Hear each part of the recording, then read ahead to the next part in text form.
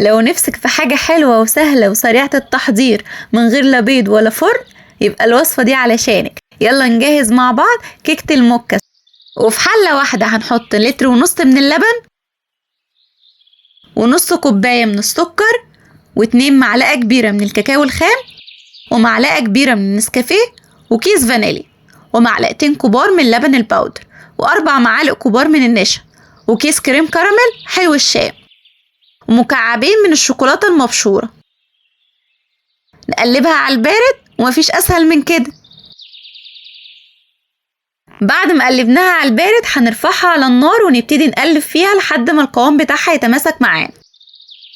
ونحضر قالب الكيك وندهنه برشة بسيطة من الزيت، ونبتدي نحط طبقة من المكة خفيفة وفوقها طبقة من البسكويت. بجد طعمه بيبقى خيال. وطبقة من المكة وطبقة من البسكويت لحد ما يكتمل معانا، ونحطه في الفريزر لمدة من 6 أو 8 ساعات. وبعد 8 ساعات يكون الكيك بتاعنا بقى متماسك وجامد.